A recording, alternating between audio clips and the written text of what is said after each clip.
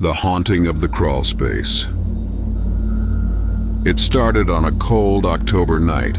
I had just moved into a small single-story house on the outskirts of town. It wasn't much, a fixer-upper really, but it was quiet, isolated, and cheap.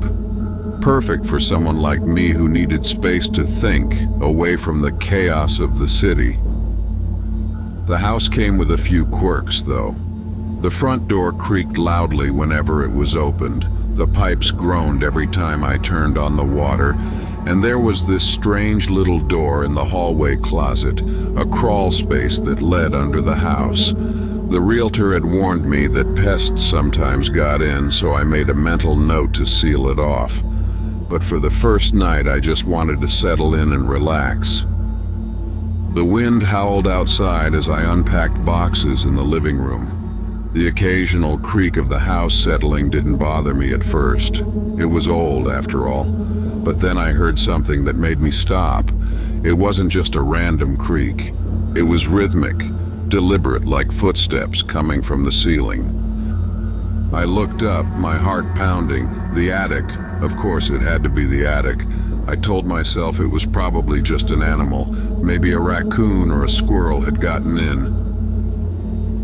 The attic hatch was in the hallway, right outside my bedroom. I pulled down the string, and the ladder unfolded with a groan. The air that seeped down smelled stale and cold, like the attic hadn't been opened in years. Flashlight in hand, I climbed the ladder slowly, each step creaking louder than the last. When I finally poked my head into the attic, the beam of my flashlight cut through the thick darkness. It was empty, just some old boxes and a thin layer of dust on the wooden floorboards. No raccoon, no squirrel, nothing. But as I turned to climb back down, my flashlight caught something unusual, a footprint. It was faint, almost smudged, but unmistakably human. My blood ran cold. Someone had been up here recently. I shone the light around again, searching for any signs of a squatter or intruder. Nothing. The attic was completely still.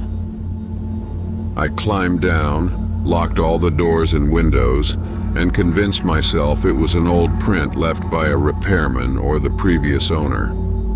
But I couldn't shake the unease. I double-checked the locks again before going to bed, leaving the hallway light on for some comfort. That night, I woke up to a soft tapping sound. It was coming from the closet. My heart raced as I sat up in bed staring at the door. The tapping continued, slow and deliberate, as if someone or something was knocking from the other side. I wanted to ignore it, to convince myself it was just my imagination, but the sound grew louder. Gathering all the courage I could muster, I grabbed my flashlight and crept toward the closet. My hand trembled as I reached for the doorknob. When I opened it, the tapping stopped. The crawlspace door was slightly ajar. I froze, staring at the dark opening. A faint, musty smell wafted out, and for a moment I thought I heard breathing. I slammed the closet door shut and pushed my dresser in front of it. The next morning, I called a locksmith to install better locks on all the doors and windows. I didn't mention the crawlspace. I didn't want to seem paranoid. That evening, I sealed the little door shut with nails and duct tape, making sure it couldn't be opened again. For a while, things seemed normal. No more footsteps, no more tapping. I even started to feel at ease in the house.